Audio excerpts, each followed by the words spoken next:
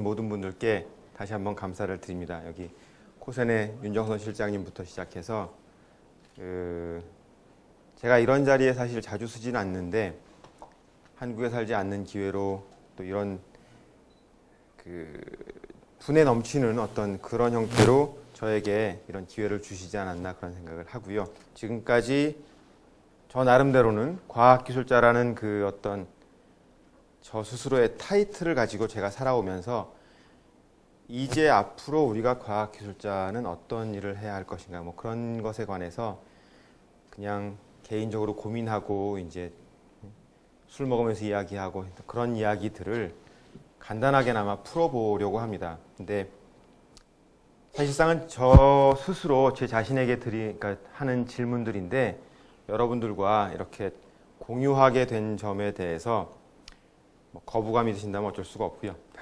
오늘은 제가 공연하는 자리니까 제 공연을 잘 봐주시고 혹시나 중간중간에 질문이 있으시다거나 아니면 뭐 뭔가 이건 틀렸다라고 반박을 하실 그런 일이 있으시면 주저 말고 말씀을 해주시기 바랍니다. 과학기술의 발전은 주장과 그 주장을 반박하는 반박의 주장이 함께 공존할 수 있을 때 과학기술은 발전한다고 저는 믿고 있습니다. 최근 뉴스라고 해야 될까요? 왜 안 가냐? 최근 뉴스를 몇 가지를 소개를 해드리고 본론으로 들어가겠습니다. 근데 지금 이 최근 뉴스에 앞서서 제가 프랑스에서 듣고 있는 최근 뉴스 한 가지만 말씀을 드릴까 해요. 작년 여름이었던 것 같습니다. 한국에서 서울대 뭐 스카이라고 하는 그런 대학교들 뭐 이화여대 뭐 이런 몇몇 잘 나간다고 하는 학교의 학생들이 카이스트 학생이 있었는지는 제가 잘 모르겠습니다. 한 8명, 9명 정도가 독도지킴이라고 하는 아주 훌륭한 타이틀을 가지고 전 세계를 순방을 하면서 탈춤과 이 사물놀이 이런 것들을 공연해주고 그 나라 사람들에게 그 사회에서 한국을 알리고 독도를 알린다는 어떤 그러한 취지로 남녀 대학생들 한 8명 정도가 이제 전 세계 순방을 한 적이 있습니다. 그게 올해도 하는지는 모르겠는데 작년에 파리에 들렸을 때 어떻게 우연치 않게 기회가 돼서 저희 집에서 같이 저녁 식사를 할 기회가 있었어요. 이제 이런저런 이야기가 나오던 중 제가 이 이야기를 꺼냈습니다. 한국이 대학교 입시 제도에서 역사 과목이 선택으로 바뀐다고 들었다. 거기에 대해서 여러분들은 어떻게 생각하느냐? 지금은 어떻게 되는지 모르겠습니다. 제가 들은 이야기로는 아직은 선택 과목이라고 듣고 있는데 그 이야기를 저도 아니고 저희 집 중학생 딸내미가 다니는 프랑스 학교에 있는 학교 선생님께서 저희 딸내미를 불러다 놓고 질문을 하셨대요. 코리아라고, 불어로는 꼬레라고 합니다. 꼬레라고 하는 나라에서 역사, 자기네 나라 국사죠. 역사 과목을 선택으로 만들었다는데 이게 가능한 얘기냐. 저 딸내미는 그게 무슨 소리죠? 전혀 모르는 거예요. 제가 아무리 집에서 뭐 삼국육사, 삼국유사, 뭐 조선 이야기, 무슨 뭐 한국사 만화책 이런 것들 아무리 갖다 놔도 사실 잘 모르는 이야기인데 선생님이 거기서 그랬답니다. 저 딸내미한테. 아니 자기네 나라 역사를 필수 과목으로 가르치지 않는 나라에서 어떻게 그 나라를 이끌고 나가는 엘리트를 키워낼 수 있느냐. 그 얘기를 딸내미가 저한테 와서 하는데 갑자기 제가 뜨끔했습니다. 그리고서 인터넷을 뒤져보고 찾은 건데 그리고 나서 이 학생들한테 물어본 질문, 도대체 역사가 왜 필수가 아니고 선택입니까? 그랬더니 이 공부 잘하는 이 요즘 대학생들은 명확했어요. 역사는 너무 쉬워서 변별력이 없습니다.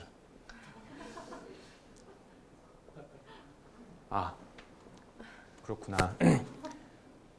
교과서뿐만이 아니고 공부를 잘하는 톱 10 무슨 뭐 상위 1% 정도에 들어가는 학생들은 교과서와 참고서의 모든 말과 그림과 그림 밑에 따라오는 주석까지 다 외우기 때문에 역사 시험은 아무리 봐도 변별력이 없어서 다 100점이랍니다. 그래서 그 시험은 볼 필요가 없답니다. 그 역사에서 배우는 것이 그 숫자적으로 나오는 어떤 그런 이야기가 아니라 실질적으로 그 역사에서 우리가 무엇을 배울 것인가를 생각하게 하는 어떤 그런 교육이 사실은 다른 무엇보다도 선행이 되어야 대한민국의 다음 세대에 우리가 이 대한민국이라는 나라를 믿고 맡길 수 있는 그런 사람들을 만들지 않을까라는 그런 생각들을 하면서 어딘가에 언로가 있다면 역사 과목을 다시 한번 필수 과목으로 바꾸고 그래서 그것이 이제 다른 사람들에게 같이 메시지가 전달될 수 있는 어떤 그런 기회를 한번 제가 여러분께 부탁을 좀 드려보고 싶습니다. 이 자리를 빌어서요.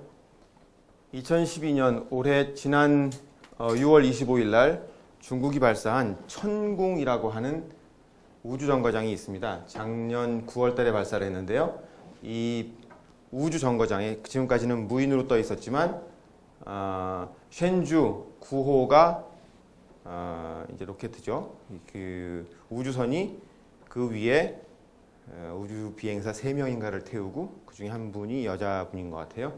3분인가를 태우고 천궁에 도킹을 해서 며칠 동안 거기서 실험을 하고 그 다음에 지구로 다시 돌아왔습니다.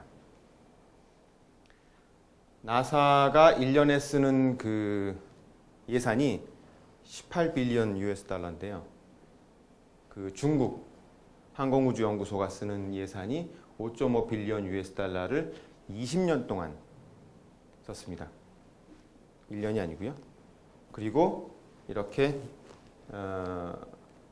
유인 우주 시스템을 만들어서 성공을 시킨 거죠. 물론 한국과 중국의 인건비 차이라는 이런 모든 것들을 고려를 할 수도 있겠습니다만 어찌됐건 이러한 프로젝트를 시작해서 성공시키기까지 한 20년이 걸렸고 그것을 성공해내었다 하는 게 요즘 톱 뉴스고요.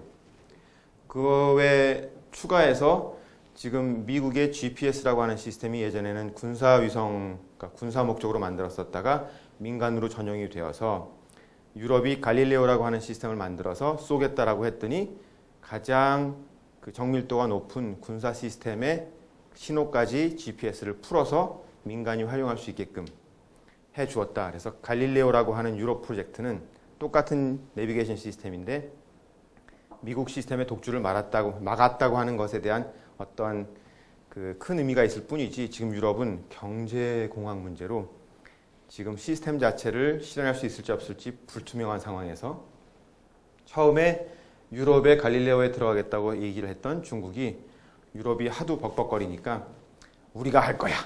그러더니 2000년도에 시작해서 2012년 현재 총 30개의 위성 중에 13개를 발사해 올려서 이미 지금 동아시아, 중국을 커버하는 지역 쪽에서는 7만여 어선의 이 바이두가 북두입니다. 북극칠성이 아니라 그 북극성이라고 하죠. 북극성 위성, 라고 하는 것을 이름을 따서 지은 건데 그 시스템이 이미 동작을 하고 있고 앞으로 한 2020년 정도에 이 시스템을 완성할 것이다 라는 식으로 이야기를 하고 있습니다. 이것이 왜 중요하냐? 이것이 앞으로 우주 여행을 할 때 우리가 이 내비게이션 시스템이 있지 않다면 지금 현재 항공 시스템이나 자동차나 이 모든 부분에서 내비게이션이 중요하듯이 앞으로는 이 시스템의 중요성이 점점점 더해지면 더해졌지 덜해지지는 않으리라고 생각을 합니다.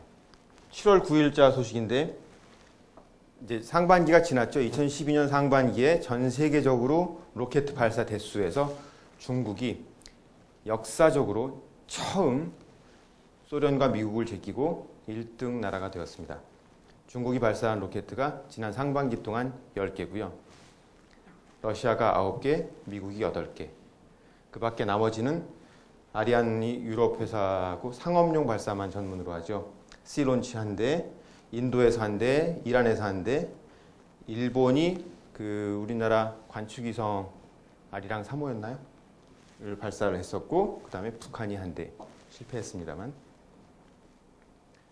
4월 20일 날 인도는 북한하고 달리 떳떳하게 우리는 대륙간 탄도미사일을 발사를 하겠다 라고 공언을 했습니다. 이 얘기가 우리나라 뉴스에는 안 나오더라고요. 그 막 북한 미사일 발사한다고 이게 미사일이냐 로켓이냐 막 얘기가 많았었는데, 인도는 그 옆에 있는 나라 파키스탄과 중국과 적대적 관계에 있는 나라입니다.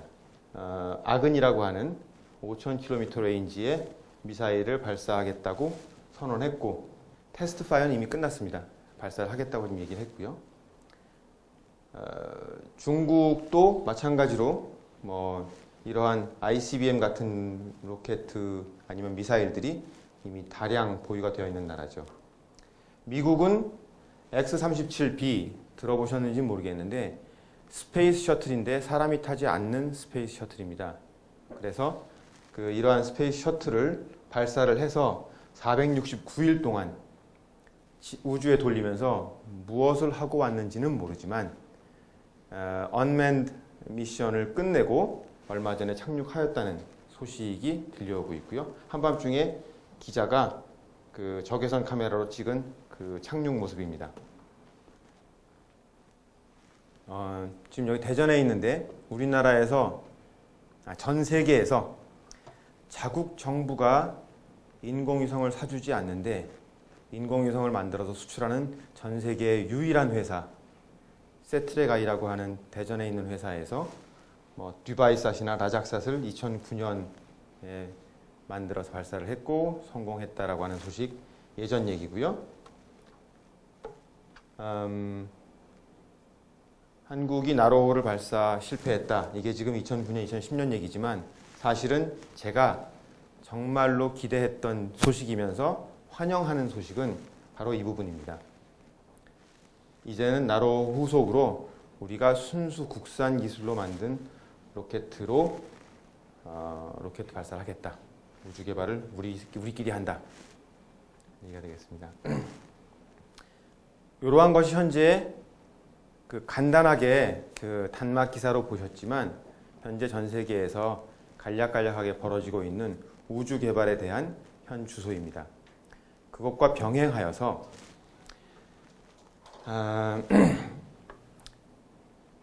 버진이라고 하는 회사는 뭐랄까요, 리처드 브랜슨이라고 하는 그 버진 레코드 사장이 버진 아틀란틱이라고 하는 비행사를 차려서 떼돈을 번 다음에 그 떼돈을 번 돈을 투자할 곳을 마땅히 찾지 못하여 버진 갤럭틱이라고 하는 회사를 차리고 그 회사에서 우주선을 개발하여 안사리 프로젝트에 상금을 쥐어땄죠.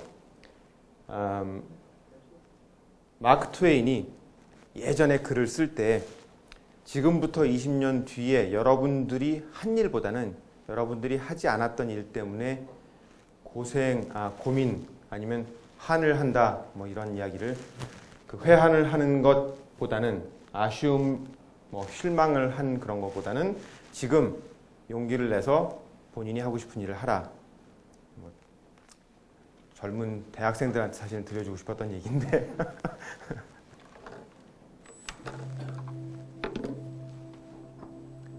자그마한 비디오를 하나 보여드리겠습니다.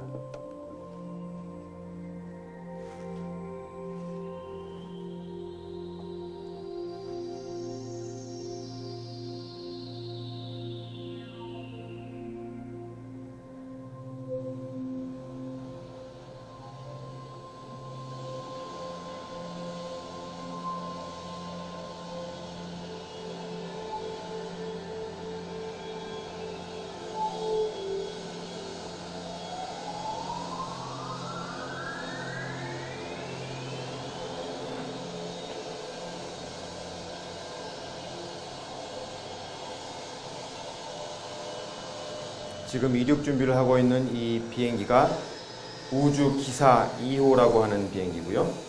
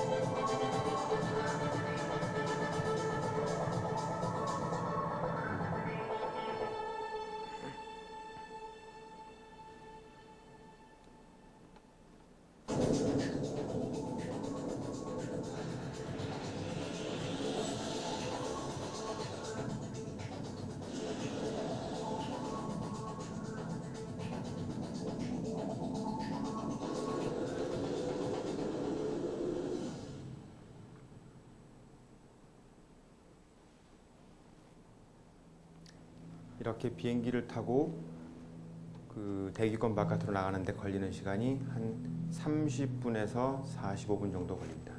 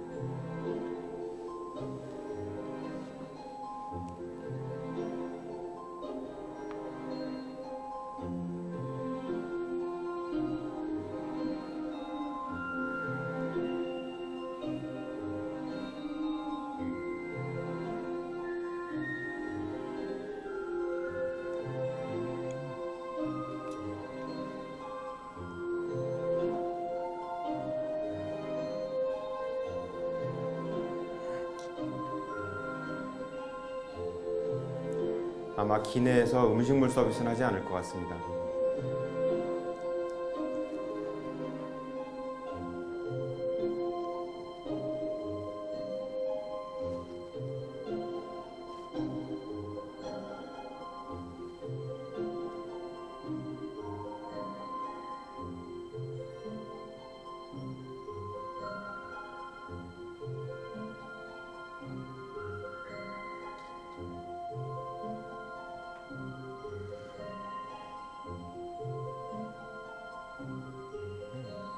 너무 오래 노네. 5, 4, 3. 이 우주 유형으로 중력 제로, 무중력 상태에서 지내는 시간은 사실 한 6, 7분 정도밖에 되지 않습니다.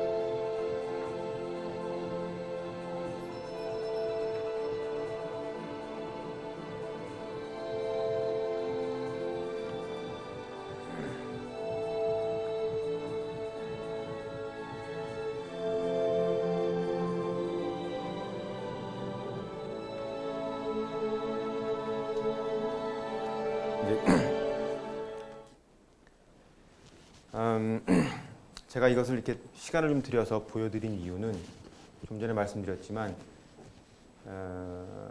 이전에는 이제 우리가 별로 상상하지 못했었던 우주여행 시대라고 하는 그 시대가 도래하고 있다라는 부분을 좀 극적으로 만들고 싶었습니다. 사실상 그 서브오비탈 스페이스 플라이트라고 하는 이 부분이요. 서브오비탈이라고 하는 부분은 그 명칭상으로는 지구를 한 바퀴를 완벽하게 돌아서 오빗을 만들지 않고 한번 출발해서 한 바퀴 돌기 직전에 아니면 전에 언제든지 떨어져 나오는, 그래서 지구로 다시 되돌아오는 그러한 비행을 서브오비탈 플라이트라고 이야기를 합니다. 보통은 탄도미사일들이 그런 것들을 많이 이용을 하는데요. 에베레스트 산 꼭대기에서 제가 돌을 던지면 A점보다도 훨씬 못 가는 곳에 가겠지만 슈퍼맨이 던진 돌은 한 바퀴를 삥 돌아서 C의 궤적을 따라 갔다가 슈퍼맨 뒤통수를 맞추듯이 그 C보다 조금만 더 덜 간다는 모든 물체들은 이제 서브오비탈 플라이트를 가게 됩니다. 지금 현재로는 우주여행이라고 하는 이 부분은 사실은 어떤 개개인의 부자들의 뭐랄까요, 자기의 부의 자랑 정도라고 할까요? 아니면 누구든지 우주를 나가고 싶은 꿈이 있는 그런 사람들은 이제는 민간인도 갈 수 있다라고 하는 어떤 그러한 계기를 열어주는 것이 스페이스 어드벤처라고 하는 그런 회사입니다. 소유즈라고 하는 로켓은 1930년대부터 개발이 시작되어서 지금까지 전 세계에서 가장 안전한 로켓으로 알려져 있는 러시아제 로켓이고요. 인터내셔널 스페이스 스테이션까지 일주일 동안 갔다 오는데 5천만 달러 정도, 얼마죠? 1천만, 억, 10억, 100억, 한 500억 정도 내시면 갔다 올 수 있네요. 그리고 그것이 아니고 한번 조금 전에 보여드렸듯이 올라갔다가 우주 유영을 하고 다시 내려오겠다. 우주 여행을 하고 그러하면 약 한 20 밀리언, 그러면 한 200만, 2천만 달러, 그러면 한 200억 정도 되나요? 그 200억을 낼 수 있는 그러한 전 세계의 갑부들은 다녀왔었습니다. 마지막에 다녀온 사람들이 2009년에 찰스 시몬이라고 하는 사람인데, 저 사람이 마이크로소프트의 오피스, 워드, 엑셀, 파워포인트를 만들었던 개발 부사장입니다. 꽤 돈이 많은 사람이죠. 그 다음에 기라 리베르테라고 하는 캐나다 사람은 그 시크 드 솔레이라고 하는 서커스단을 운영하고 있는 사람이에요. 전 세계에서 지금 미국과 유럽, 중미, 남미까지 통틀어서 아주 여러 군데에서 성공적으로 서커스를 하고 있습니다. 이러한 부자들이 이제 그러면 이 20 밀리언 US 달러라고 하는 거대 금액을 내고 우주여행을 지금까지 몇 명 안 됩니다. 한 10대 명 되는데 하고 있었는데, 버진 갈락틱 좀 전에 소개해드렸듯이 여기에서 내놓은 가격표가 장난이 아닙니다. 20만 US 달러. 가격이 10분의 1로 떨어져죠. 20만, 200만. 100분의 1이네요.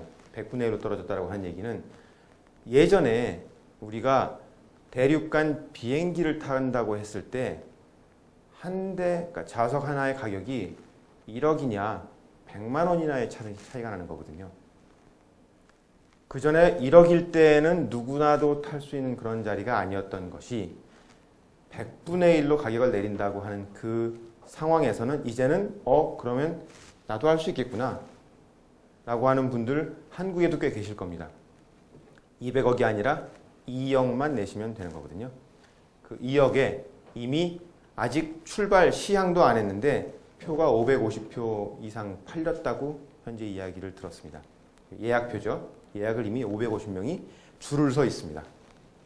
EADS라고 하는 유로피안 아에로스페이스 앤 디펜스 시스템이라고 하는 그 유럽 회사도 여기에 질세라 우리도 할 거야 라고 누군가 아이폰을 베껴서 어떤 회사는 뭐 갤럭시도 만들고 어떤 회사는 뭐를 만들었듯이 이제 아류작이죠. 우리가 좀 더 싸게 내놓으면 팔릴 수도 있어. 이런 식으로 반복을 하다 보면 좀 더 많은 시장의 기회가 생기고 좀 더 많은 사람들이 혜택을 볼 것이라고 생각을 하고요. 또 가격 또한 이거보다는 더 많이 떨어질 수 있을 것이라고 생각을 합니다.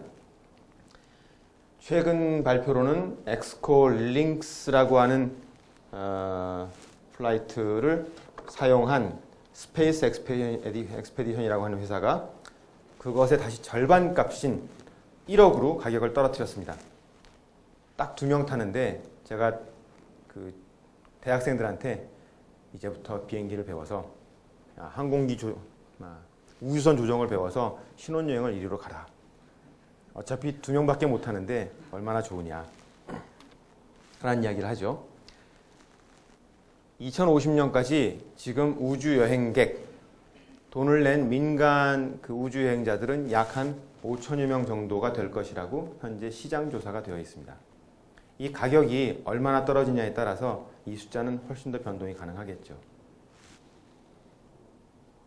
여기에 맞춰서 이게 단순한 우주여행이냐 아니면 이것이 우주여행 겸 대륙간 비행이냐 라는 논란이 지금 많이 전개되고 있습니다. 한국도 그 박 사장님이 아는데 옥천인가요?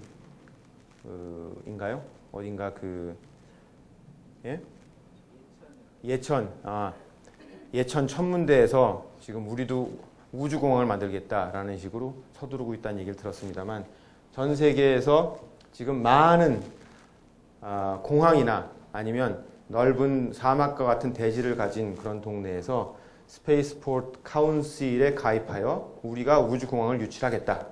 그렇게 하고 난다면 사실은 나중에 이러한 우주선들이 대륙간으로 왔다 갔다 할 경우에 서울에서 아침 먹고 뉴욕에서 점심 먹고 파리가 저녁 먹는 그러한 일이 실현되지 않으리라는 그러한 뭐랄까요. 저는 실현되리라고 생각을 하거든요. 한 20년 정도 뒤가 되면 좀 부의 상징으로 자기가 표현할 수 있는 것이 많은 분들이나 아니면 비즈니스맨들 중에 뭐 CEO 이런 분들께서 중요한 미팅이 있으시다면 전 세계를 하루에 도울 수 있는 어떤 그러한 계기가 이제는 충분히 만들어질 것이라고 생각을 합니다. 그러면 이제 그냥 비행기가 다니는 공항들은 사실은 이제 한낱 작은 공항으로 남을 수도 있습니다. 그것이 100년 뒤의 일이 될 수도 있겠지만 지금 현재 앞으로 나가는 추세는 그렇다라고 생각을 하고요. 이게 지금 전부 다 캔디데이트 우주공항들인데 엄청나게 많죠. 그 중에 쓸만할 것이다라고 생각되는 것들만 추려서 정리를 해봤는데 그래도 이렇게 많습니다. 우주여행이 과연 성공될 수 있을 것인가에 대해서 현 시점에선 가장 큰 목적은 우주여행이냐 대륙간 여행이냐. 대륙간 여행으로 친다면 사실은 일석이조의 효과를 낳을 수 있는 어떤 그런 형태의 새로운 관광 시스템이나 교통 시스템으로 발전할 수 있다는 생각을 하고요. 지금 현재는 비행기 한 장에 2억씩 내는 분들만 사용할 수밖에 없겠지만 이것이 다시 또 어떠한 다른 좀 더 획기적인 혁신성을 지니는 회사가 만들어내는 우주선에 의해서 그 가격이 10분의 1로 떨어질지 100분의 1이 떨어질지는 시장과 그 모든 조건에 따라 달라질 것입니다. 하지만 지금 여기에 가장 문제가 되고 있는 부분이 결국은 여기에서 사용하는 연료가 될 것입니다. 비행기를 띄우는데도 이미 비행기 보잉 747 안에 양쪽 날개에 가득 채우고 올라가는 연료의 양이 보통 막 몇 10톤씩 들어가거든요. 근데 지금 이 로켓도 바닥에서 떠 올라갔을 때는 로켓 자체만 가지면 거의 100톤씩 아리안 로켓 같은 경우에 그 연료를 실어야 하는데 좀 전에 보여드렸던 것 같은 이착륙을 수평으로 할 수 있다면 그것이 사람이 받는 그 모든 이 중력 압력이라고 할까요? 가속도에 의한 이 압력이 보통 한 6배에서 10배까지 갈 수도 있는데요. 좀 넘어갈 수도 있겠죠. 그러한 중력을 극복할 수 있게끔 해주는 가장 효율적인 방법이라고 생각을 하고요. 이제 그것을 이루기 위해서 비행기에서 써야 하는 연료 그리고 우주선에서 써야 하는 연료는 이 효율성을 어떻게 따질 것이냐. 물론 가격이 나중에 결정하겠지만 가격이 떨어지기 위해서는 제일 중요한 부분이 이 추진기관과 에너지원의 혁명적인 발전이 필요하다. 그래서 이 부분이 앞으로 2, 3년 안에 해결이 되어야 할 부분입니다. 이러한 내용들을 이야기하는 것이 사실은 3차 산업혁명이라는 얘기를 하는데요. 이 3차 산업혁명이 제가 쓴 얘기가 아니고 제레미 리프킨이라는 사람이 얼마 전에 한글로 번역된 책도 냈더라고요. 새로운 3차 산업혁명이다. 1차 산업혁명은 19세기에 영국에서 시작해서 이제 우리가 다 알고 있는 그러한 산업혁명이 될 테고 2차 산업혁명은 19세기 말 20세기에 들어서면서 미국에서 벌어졌던 그리고 전 세계로 전파가 되었던 이제 교통 인프라의 건설과 그에 따라서 사람들이 좀 더 교외로 나가 살기 시작하는 그런 어떤 이 교통 통신의 발전 이제 그러한 형태로 해서 도시에 모여 사는 것이 아닌 도시는 사무실만 남고 이제 도시 외곽으로 주변 지역의 주택 지역이 발전하는 어떤 형태의 그러한 신개념의 생활 시스템이 만들어진 그 자체를 2차 산업혁명이라고 정의를 하더라고요.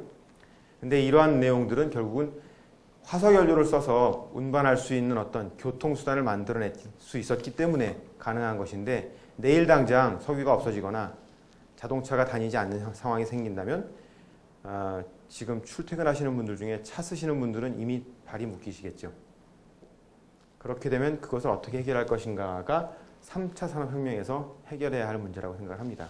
아직까지는 그 내용을 어떻게 해야 될지 모르고 지금 뭐 핵융합발전소라든지 이러한 많은 이야기들이 의논이 되고 있습니다만 현재 해결된 부분은 없고 이제 시한폭탄처럼 석유의 고갈은 시시각각으로 그 촌각을 다투면서 카운트다운을 하고 있습니다.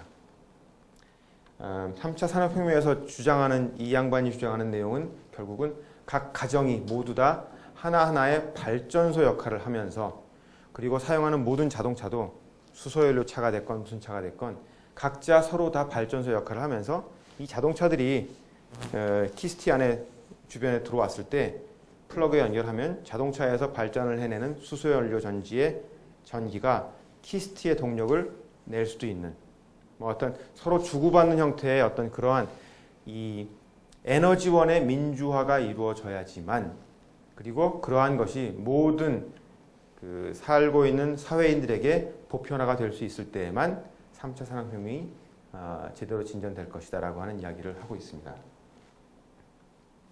이 과정에서 제가 참 주의 깊게 읽었던 문구가 정부의 역할인데요. 미국의 자유주의가 위대한 발전을 주도했고 정부가 개입하면 망한다라고 하는 주장은 신화라고 이 양반은 비난을 하면서 세계에서 가장 경쟁력 있는 국가의 10위 안에 드는 많은 국가들이 사실은 세율을 훨씬 높인 북유럽의 복지국가들인데 과연 어떻게 된 것이냐라고 하는 질문을 하면서 선진화된 사회란 아무도 뒤떨어지지 않게 보장하는 것이라고 제가 지금 페이지 수는 잊어버렸지만 그 책에서 읽었습니다. 이것이 3차 산업혁명에서 이 사람이 어쩌면 바라고 진행을 하고 싶어하는 그런 내용일 수도 있고요. 그것이 또 제가 읽으면서 제 나름대로 느껴진 부분이라서 이렇게 받아들였을 수도 있지만 1차, 2차 산업혁명이 지금보다 좀 그 예전에 비해서 그 당시에 보면 봉건 영주에서 시대에서부터 시작해서 부르주아, 그러니까 자본주의자들이 사실은 그 당시에는 소수였고 이 자본주의자들이 성공을 해서 돈을 많이 벌고 그 사회에 부를 이루어내는 것이 그 당시에는 정의였다는 말을 합니다. 그래서 그 당시에 지주계급에 맞서서 자본가와 노동가가 함께 똘똘 뭉쳐서 대항을 했던 것이 1차 산업혁명이었고요. 3차 산업혁명은 이제는 그 당시에 봉건 영주의 역할을 했던 사람들이 사실은 자본가들의 역할이 되었을 테고 거기에 따라서 얼마나 많은 사람들의 자본가의 반대말이 이제 노동자가 되려나요? 이 다른 자본가 계급이 아닌 다른 노동자 계급을 어떻게 우리가 좀 더 민주적으로 많이 끌어안고 같이 갈 수 있는가라고 하는 사회를 만들어내는 것이 3차 산업 혁명에서 주된 목표가 될 것이고 그것이 정의가 될 것이고 그것이 우리가 추구해야 할 목표다라고 하는 이야기를 이 사람 말을 빌어서 제가 그 카피라이트 비용은 안 냈지만 그 말씀을 드리고 싶고요. 제가 생각하기에 오늘날의 과학기술자, 저 스스로도 저도 과학기술자라고 믿고 싶은데 제가 생각하는 것이 저 스스로가 과학기술자인지 아니면 저는 그냥 단순히는 아니죠. 물론 남들 못지않은 월급을 받는다고 주장을 하지만 자본가는 아닌 그냥 지식 노동자인지 하는 부분에 대해서 저 나름대로 고민이 많이 됩니다. 과학이라고 하는 그 자체는 사실은 철학에서 시작을 하고 제가 왜 이걸 철학까지 가는지 사실 잘 모르겠는데 철학에서 시작을 하고 그것이 과학으로 발전된 지가 200년이 채 안 됐습니다. 그리고 그러니까 우리나라가 아니죠. 오늘날의 과학기술자들에게 요구가 되는 이 과학적 능력에 앞서서 이 과학기술자들이 가져야 하는 철학과 이 인격, 소양 이런 것들은 과연 무엇인가라는 이야기를 저 스스로 질문을 하면서 사실 오늘 제가 말씀드리고 싶었던 내용에 결론이 없거든요. 제가 던지는 질문을 저 스스로에게 던져보지만 여러분들께도 질문을 좀 드려보고 그리고 혹시나 저를 도와주실 수 있다면 어떠한 그 토론의 장을 만들 수 있지 않을까 하는 그런 생각에서 지금 두 번째 파트를 전개를 좀 시켜보겠습니다. 이 우주여행 시대인데 과연 우리는 어떻게 살아야 하는 것인가? 과학이라고 하는 것이 이 공돌이지 않습니까? 정의에서 시작해서 정의로 끝나는 학문이 수학이라고 배웠고요. 과학의 정의는 자연현상에 관한 탐구를 통하여 자연적인 현상을 발견해내는 것, 법칙을 찾아내는 것이 처음 과학이라고 배웠었고, 제가 요즘 이것이 더 낫다라고 생각하는 그 정의가 자연현상에 관한 관찰로 얻어지며 실험을 통하여 검증할 수 있는 조직화된 organized knowledge. 예전엔 벼락이 쳤다면 이것을 설명할 방법이 없었는데 이제는 벼락이 치고 번개가 치고 한다면 이것이 왜 일어나는지에 대한 현상을 설명을 할 수 있는 지식이 쌓인 거죠. 그 쌓여서 조직화된 지식 자체가 과학이라는 얘기를 하고요. 중세로부터 계몽시대까지 이 과학이라고 하는 그런 내용은 사실은 철학의 어떠한 분야로서 그냥 특별히 과학이 정확하게 무엇인지 정의하지 않으면서 철학의 한 부분으로 그냥 넓은 의미로 철학과 과학을 구분 없이 썼다라고 이야기를 하고 있습니다. 그래서 철학이 자연 철학과 윤리 철학으로 나누어져서 발전을 했는데 자연 철학이라는 명칭이 내추럴 필로소피요, 내추럴 사이언스라는 명칭으로 대체되어서 지금 현재 불과 200년 정도밖에 안 되는 그 사이에 과학과 철학이라는 분야가 서로 다른 분야로 완벽하게 떨어져서 발전을 했다라고 이야기를 합니다. 예전에는 학문 그 자체가 철학이었고 사실상 철학의 정의라고 한다면 철학이 주체가 객체를 바라보는 관점으로 정의한다라는 이야기를 하더라고요. 내 주체, 나라고 하는 어떤 그 존재가 나 이외의 모든 사물을 바라보는 시각, 내가 이것을 어떻게 바라볼 것인가에 관한 내용을 머리 싸매고 고민하는 그런 내용이 철학이다라고 이야기를 하고, 이 철학은 절대 이성의 축으로 그리스 시대부터 동양과는 달리 서양의 입장에서는 플라톤의 이원론이 사실은 어떤 그 근원을 찾을 수 있다고 생각을 합니다. 이 사회과학 쪽에서는 플라톤의 이원론이란 이런 내용들이 이게 뭐 지배자와 피지배자를 확실하게 구분을 했고 뭐 이런저런 이야기를 해서 그 비판을 하는 경우도 꽤 많은데, 과학적인 입장에서는 우리가 현재 살고 있는 우리 시대에 뭐가 있고, 그리고 우리가 알지 못하는 어떤 이데아적인 어떤 부분에서 우리를 만들어낸 어떤 그 신에 대해서 연구를 한다든지, 아니면 우리가 알지 못하는 자연 현상에 대해서 연구하는 그 모든 것이 자연 철학으로 얘기가 되었었겠죠.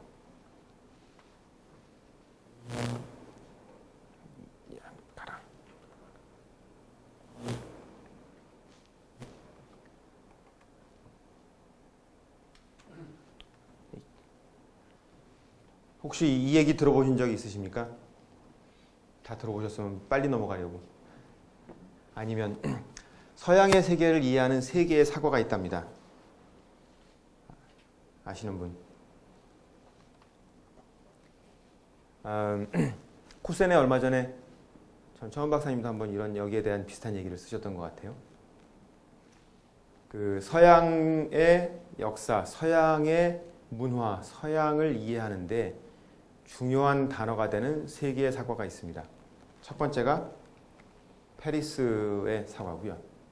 제가 살고 있는 파리가 아니고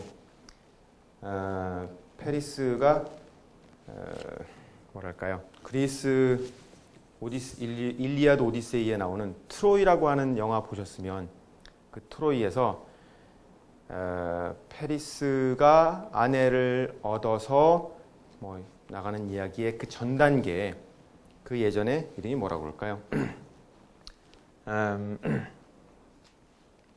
제가 지금 이름을 잊어버렸는데, 그리스 신화에 따르면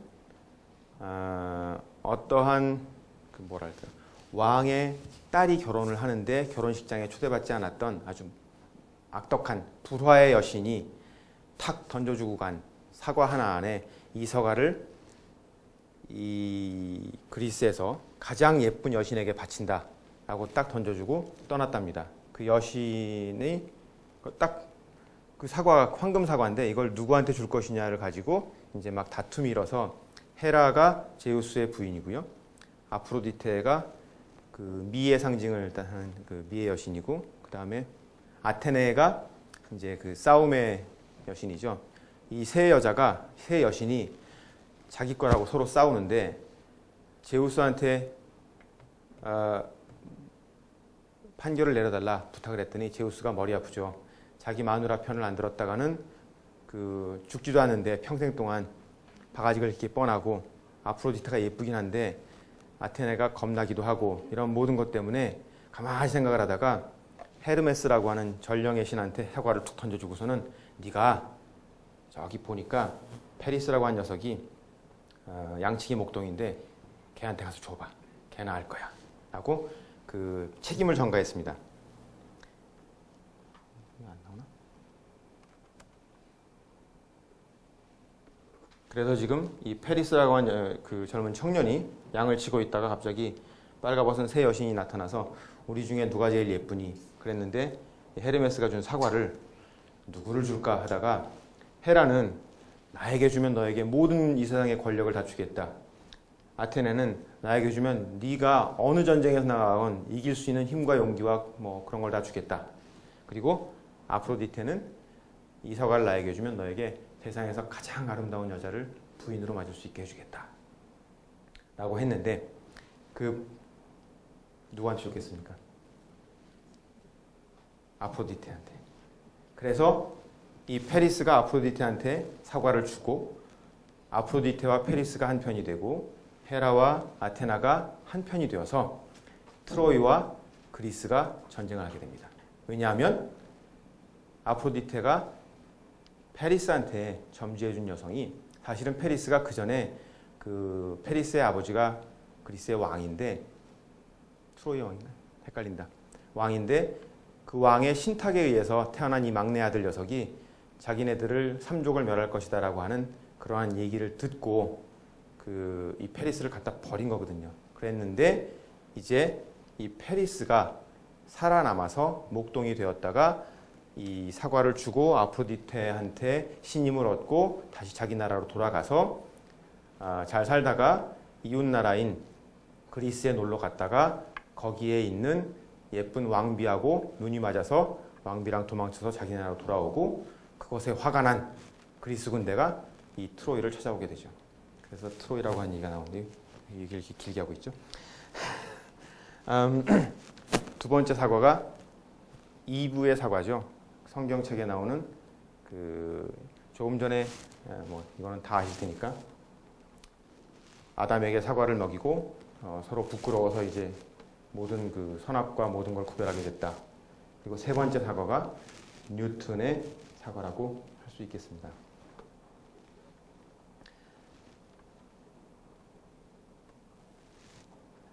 뉴턴이 처음에 이 뉴턴의 만유인력의 법칙을 발표할 때가 1687년인데요. 이때 제목을 한번 보십시오. 뉴턴이 처음 만든 책은 Philosophiae Naturalis Principia Mathematica 라고 하는 라틴어로 쓰여진 자연 현상을 수학적으로 쓴 철학책입니다.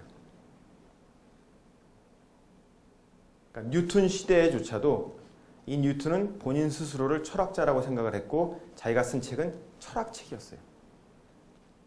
만유인력의 법칙은 철학 법칙입니다.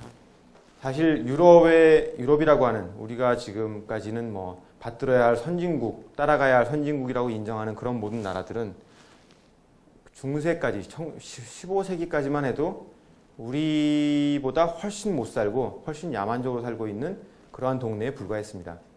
몽고가 13세기에 전 세계를 점령을 하면서 유럽까지 쳐들어갈 때만 하더라도 유럽 사람들은 옷을 입을 때 털이 아니라 뭐라고 그러죠? 양가죽, 소가죽으로 그냥 두르고 다녔지 면이라든지 비단 옷을 입을 적이 없었고요.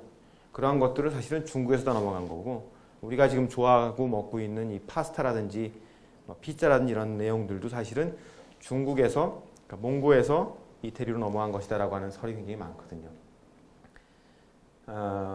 맥도날드 햄버거도 사실은 몽고 기마족이 고기를 막 그 말 안장 밑에다 끼고 달리다가 그것을 빵 사이에 껴먹던 것을 함부르크에 있는 사람들이 배워서 그걸 먹고 있다가 그 함부르크 사람들이 이제 그 메이플라워 뒤로 미국으로 이민을 가서 함부르크 사람들이 많이 사는 함부르크 동네에서 만들어 먹던 그 함부르크 전통 음식이 햄버거가 돼가지고 지금 한국까지 다시 돌아왔습니다. 한 바퀴를 돌았죠. 몽고에서부터 한국까지. 그 인도, 아랍, 그리스, 로마 시대 뭐 이런 여러 가지 철학자들 얘기도 많고 그런 내용들이 많은데 제가 주목하고자 했던 것은 무엇이냐면 서양의 철학에서 동양과 제가 잘 모릅니다만 다른 점은 서양은 자연을 사람과 적대적은 아니지만 다른 존재로 보고 거기에 대한 탐구를 하는 것을 자신들 철학적인 목표로 세웠고 그 중에 절대적인 이데아는 감정에 치우치지 않는 이성적인 것이고 이성을 찾을 때에는 이성은 결국 자기의 그 뭐랄까요 절대불변의 법칙 A라는 사람이 보건 B라는 사람이 보건 그것이 달라지지 않는 법칙들이 이성이다라고 생각을 해서 수학적인 부분에 대해서 굉장히 중요도를 높여주었습니다. 그래서 피타고라스라든지 무슨 뭐 플라톤, 아리스토텔레스 뭐 이런 모든 그리스 시대의 철학자들이 사실은 수학자들이었고요. 그 수학자들이 또 계속해서 그 정신을 계승시켜서 중세 때의 나무길을 거쳤지만 그 뒤로도 계속 이 철학적인 다시 말하면 이성적인 그리고 그것을 발전시킨다면 과학적인 마인드로 합리성과 뭐랄까요 이 단어를 기억 못하겠네요. 하여튼 그런 부분에 이 과학적인 마인드를 발전시켜 나갔다라고 하는 것을 말씀드릴 수 있겠고요.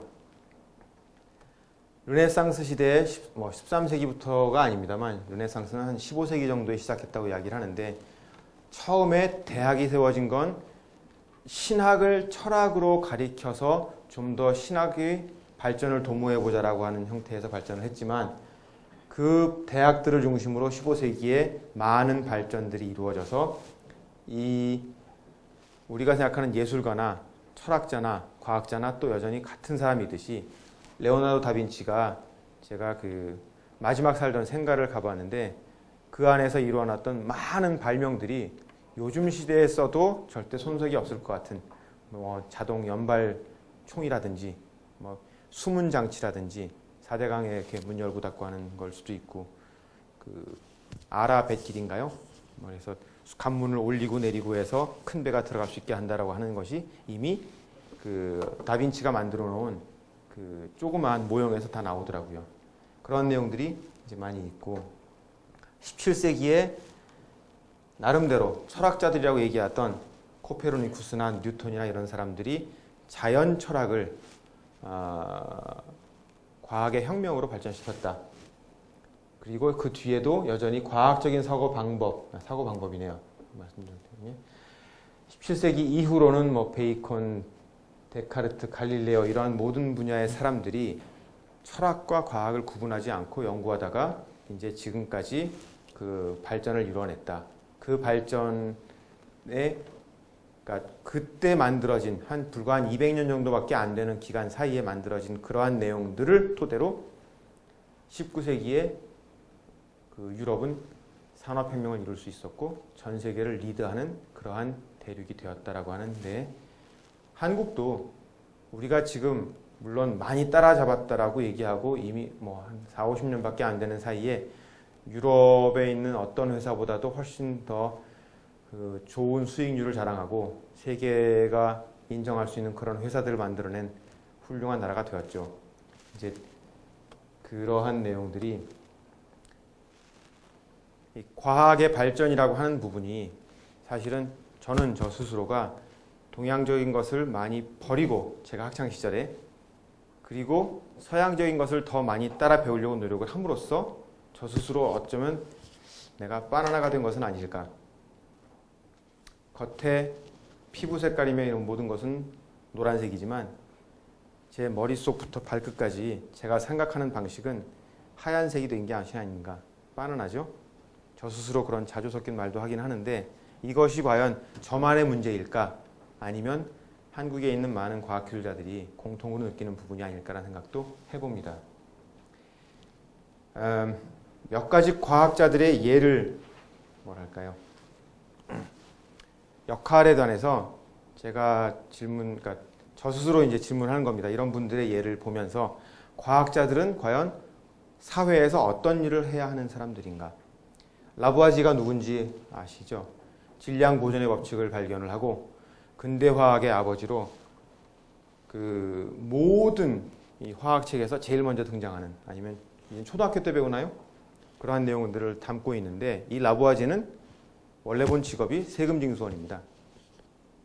프랑스에서 살았었고, 이 양반이 26살 때인가 13살짜리 그 부인하고 결혼을 하고 뭐 하여튼 여러 가지 스토리가 있는데, 그 당시에 집단 농장에서 농장의 그 수확물들을 계산을 하고 그 계산한 것을 정확하게 측정해서 이것을 세금으로 얼마를 떼고 얼마를 붙이고 하는 그런 내용들을 하다가 굉장히 잘하니까 그 당시에 이제 좀 더 높은 기관에서 이 양반을 좀 더 높은 세금 징수원으로 뽑아댔고, 이 양반이 거기에 올라가서도 이제 여러 가지 역할을 하다가 드디어 파리의 외곽에 성벽을 쌓고서는 문을 몇 개만 뚫어놓고 그 문에서 통행료를 받기 시작합니다. 그 당시가 이제 루이 16세인가요? 그 한참 그 베르사유 궁전 짓고 막 난리가 났을 때 이제 14세가 지었구나. 16세 때 하여튼 뭐 재정은 파탄이 났는데, 국가 재정은 파탄이 났고 이 프랑스가 엄청 힘든 상황에서 파탄난 재정을 메우기 위해서 세금을 더 많이 걷기 위해서 이제 사람들을 착취할 때 프랑스 혁명이 일어나고요. 그래서 이 사람이 일요일 날 틈틈이 쉬는 시간에 부인과 함께 화학적인 연구를 하다가 이제 이러한 질량 보존의 법칙도 발견을 하고 나름대로 프랑스의 사이언스 아카데미의 멤버가 되어서 꽤 높은, 그래도 관료적으로는 굉장히 높이 올라간 사람인데, 그러한 관료적으로 높은 위치에 있던 자기의 위치를 이용을 해서 부도 쌓고 명예도 쌓고 많이 잘 나가던 그 당시 사람이죠. 장볼 마라는 사람은 들어보셨는지 모르겠습니다. 이 사람이 스위스 태생의 자칭 의사인데요. 의사 수업을 받은 적은 없고 그 예전에 의대가 있지도 않았었겠습니다만 의사에 있으면서 혁명의회의 정치가였습니다. 그러니까 영국과 프랑스를 왔다 갔다 하면서 영국에서 산업혁명이 시작되는 것을 막 그 당시에 태동하는 그런 모습을 보고 프랑스에 돌아와서 우리도 뭔가 해야 한다 막 그런 얘기들 막 하고 정치 참여도 많이 했고 본인 스스로도 의술을 많이 닦으려고 노력을 했던 사람인데, 이 양반이 뭐 엑스레이인가요? 무슨 뭐 적외선 카메라 뭐 이런 형태의 어떤 발명품을 들고 라부아지를 찾아갔는데, 라부아지가 이런 건 있을 수가 없어 하고 과학적으로 단칼에 이 사람의 발명품을 끊어버리는, 그래서 이 사람이 프랑스 아카데미에서 수모를 당하는 역할을 그 라부아지가 했답니다. 그래서 장볼 마라는 그때부터 라부아지랑 그 관계가 별로 안 좋았고요.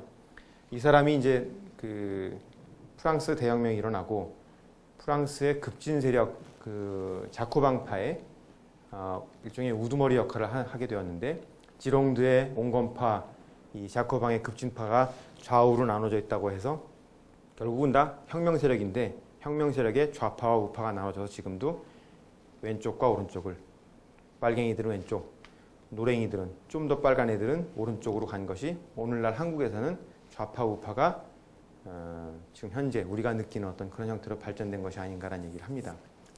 이 라부아지에를 장볼 마라가 그만둘 리가 없죠.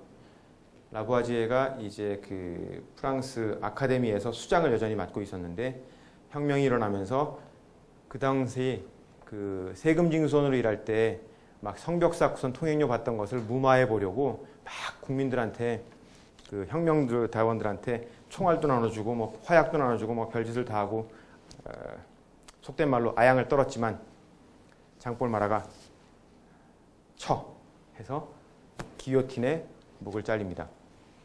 그러한 장볼 마라도 반대 당원에게, 그러니까 그 급진파였죠. 자코방당인데 장볼 마라의 모습이고요. 지롱드 온건파 세력과 이제 또 뭐 막 결투를 하면서 온건파 세력이 보낸 어떤 젊은 여자한테 암살을 당하고, 그 당시에 혹시 저런 그림 보셨는지 모르겠는데 그 나폴레옹의 대관식이라고 하는, 그 나폴레옹이 자기가 왕이 될 때 그 원래는 그 로마 교황청에서 보낸 그 성직자가 주교라고 하나요? 그 사람이 이제 왕관을 씌워줘야 되는데 그걸 탁 뺏어서 지가 뒤집어 썼다라고 하는 그 모습을 그린 아주 커다란 그림이 있습니다. 그 그림을 그린 사람이 그 데이비드라고 하는 다비드, 이게 어디 갔냐? 다비드라고 하는 사람인데요. 이 사람도 화가지만 현실 정치에 엄청나게 참여를 하다가 처음에는 나폴레옹을 잘 보이게 하는 그림도 그렸지만 그 다음에는 이제 이 프랑스 대혁명에 참가를 하면서 마라가 죽은 모습을 이 사람이 이제 암살당해서 목욕탕 욕조에서 칼을 맞고 쓰러져 누워서 죽어 있는 모습인데 이 그림을 그리면서 그 마라에게 선사한다 데이비드라고 하는 그림을 그려서 이 역작을 남겼습니다. 이건 좀 약간 빠진 얘기지만 찰스 다윈은 신학자로 시작을 했고요. 그 다음에 이 사람이 자연학자가 되었습니다만 실질적으로 그 비그로라고 하는 배를 타고 다니면서 남아메리카 전체에 갈라파고스 군도를 여행을 하다가 이제 여기서 관찰한 관찰일지를 열심히 적어서 돌아갔겠죠. 하지만 이 사람이 그 생존, 그러니까 이 적자 생존의 원칙이라든지 진화에 대한 진화론을 쓴 그 내용 자체는 사실상 본인이 생각한 것이 아니었습니다. 이 사람이 과학자로서 역할을 할 때 본인 스스로 만들어내는 그 단어가 아니라 그 멜서스의 인구론에서 멜서스가 사람이 많이 늘어나게 되면 어쨌든 못 사는 사람들은 그냥 없어져야 될 대상이다 라는 식으로 아주 급진적인 발언을 합니다. 그때 그 책을 읽고 이 사람이 맞다 라고, 사실은 멜서스는 경제학자라고 요즘 얘기하지 않습니까? 근데 이러한 서로 간의 그 소통의 관계에 있어서 이 다윈은 멜서스의 단어를 그 그 생존의 법칙에 관한 내용들을 책으로 쓰게 되는데, 종의 기원이라고 하는 이 책은 사실상 이 관찰한 자기의 일지를 20년 동안 발표를 못하고 갖고 있다가 20년 뒤에서야 발표를 하게 됩니다. 오토 한과 리제 마이트너, 두 사람 다 독일 사람들인데요. 핵물리학자들입니다. 최근에 읽은 책 중에 하나에 나오던데 이 양반들은 거의 나이대가 비슷하고요. 태어난 날짜는 잘 모르겠지만 죽은 해도 거의 비슷합니다. 두 사람이 공동 연구로 원자핵 붕괴의 원리를 밝혀내서 사실은 이것이 핵폭탄을 만드는 데 가장 중요한 이론이 되었습니다. 그래서 마이트너는 사실은 똑같이 연구를 했음에도 불구하고 그 나치 독일 시대에서 유태인이라는 이유로 추방을 당했고요. 그리고 그 오토 한은 독일 사람으로서 아주 열성적으로 나치 당원에 참여하여 전쟁을 승리로 이끌려고 많은 노력을 했었습니다. 하지만 오토 한은 마이트너를 배반을 해서 추방을 시켰고, 나중에 전쟁이 다 끝난 다음에 독일이 졌죠. 이긴 국가와 진 국가 이런 모든 것들을 고려할 때 그 사람이 처해진 현상에서 두 사람이 발견을 한 어떤 그러한 내용들인데, 오토 한이 자신이 발견하지는 않았지만 주기율표 105번에 한뮴이라고 하는 그러한 원소를 사실은 그 뒤에 다른 유럽의 과학자들이 듀브늄이라고 하는 이름으로 바꿔버렸고요. 오토 한은 나치 당원이다라는 식으로 밉게 보인 거죠. 그 다음에 영국으로 추방당해서 여생을 보낸 마이트너한테는 109번 원소를 마이트네륨이라고 이름을 붙여주면서 이 화학자들이 이 두 사람의 살아있을 때에는 오토 한이 훨씬 명예도 많이 누리고 그리고 권력도 많이 누리고 그러한 형태로 살았겠습니다만, 이 두 사람이 돌아가신 뒤에는 그 명함이 갈려진 거죠. 똑같은 내용은 하이젠버그라고 하는 사람도 독일에서 핵열과 불확정성의 원리를 발견하고 현대 그 양자역학의 아버지라고 불리우고 있습니다. 이 사람도 독일 원자폭탄 개발 프로젝트에 주도적으로 참여를 했다가 나중에 본인이 회개한다라고 얘기를 좀 하고, 그 다음에 1970년대까지 막스 플랑크 연구소 소장을 지내다가 이제 돌아가십니다. 오펜하이머라고 하는 사람은 미국의 핵물리학자로 여전히 이 사람도 마찬가지로 맨하탄 프로젝트를 주도해서 핵폭탄을 만들어서 결국은 최초로 인류의 핵폭탄을 만들어서 최초로 실험에 성공을 한 사람이 되었는데, 이 사람에 대한 평가가 아직까지는 제대로 이루어져 있지 않지만 앞으로는 어떤 식으로 변해갈지 사실 궁금하기도 합니다. 이 사람이 한 일이 잘한 짓인지 잘못한 짓인지, 아니면 이 사람이 아니었다면 독일이 전 세계를 제패했을 수 있었기 때문에 그 당시에 그러면 오토완과 그러한 모든 사람들의 후대에 대한 평가가 또 달라질 것인지, 결국은 우리 과학자들이 현대 우리가 뭔가를 하면서 이 한 내용들이 지금 현재 당시엔 반짝하더라도 조금만 더 있다가 어떤 식으로 평가를 달리 받을 것인가에 대해서 저 스스로 의문을 많이 갖게 합니다. 그러한 내용들을 이제 한나 아렌트라고, 이 양반이 철학자라고 불리우죠. 악의 평범성이라고 하는 책을 쓸 때 그 아우슈비츠, 그 나치 독일 시대에 아우슈비츠의 수용소 소장을 했던 아돌프 아이히만이라는 사람이 있는데요.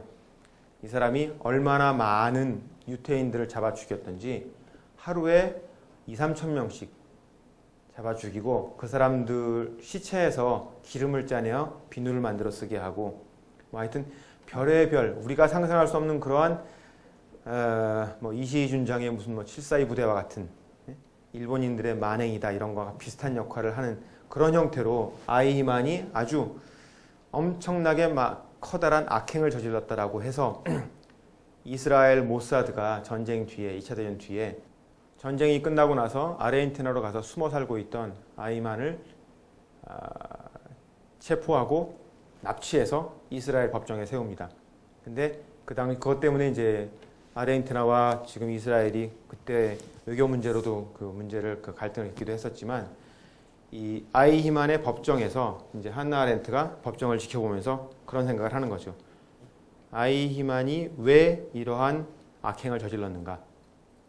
본인의 도덕적인 잣대로 유태인이라고 하는 사람들을 하루에 수천 명씩, 수만 명씩 죽여나갈 때 본인이 조금의 가책이나 거리낌이 없었을까라는 질문을 할 때 아이히만은 나는 그때 어쩔 수가 없었다 라는 얘기를 하고요.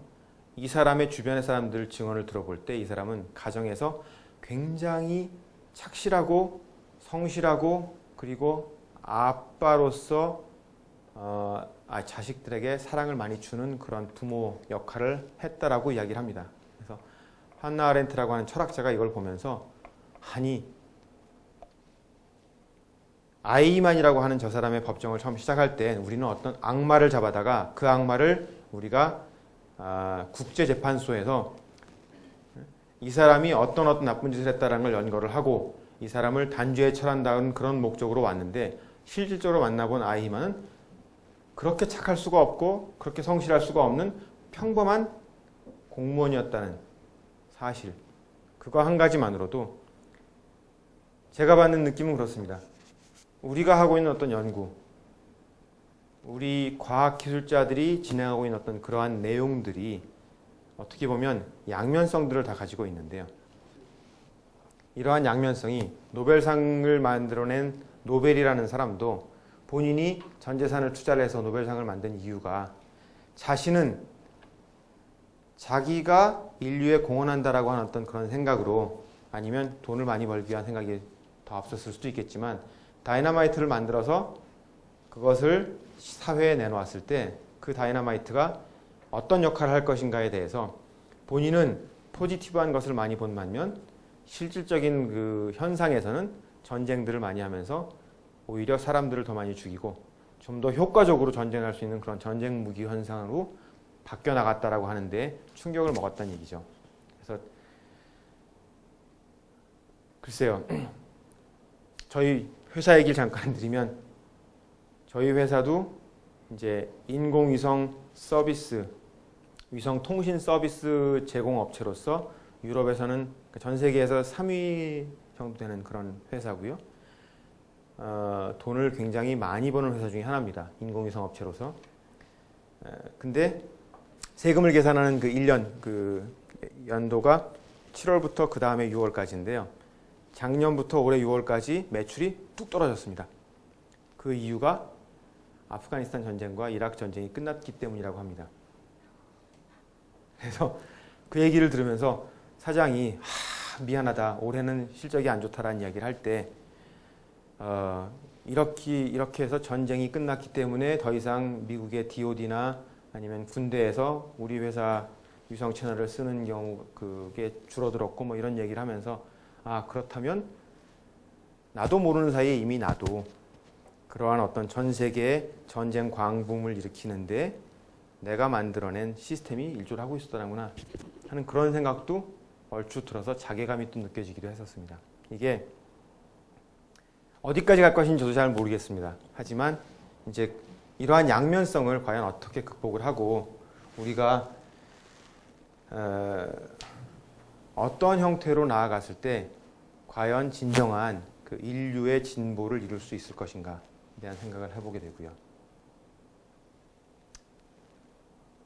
요즘 한국 얘기들 이제 많이들 하시는데 저도 이제 여전히 한국 사람이라 가끔 뉴스 들여다보고 이제 외국에서 살면서도 이제 뭐 투표도 참여하고 이번에 국회의원 선거에서 투표율이 저조하다는 이유로 많이 실망을 했습니다만 요즘에 그 예전과는 달리요. 한 20, 30년 전과 비교를 할 때 모든 행사에 대해서 경제적인 효과를 굉장히 많이 이야기를 합니다.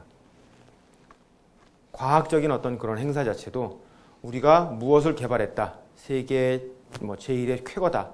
이런 식으로 신문 기사가 나오는 것 대신에 우리가 이러이러한 뭐 나노 튜브를 개발을 했고 뭐를 개발했다. 전 세계 최고다. 여기에 따른 경제 효과는 얼마다. 그 경제 효과가 나오질 않으면 신문 기사가 되질 않는 모양입니다.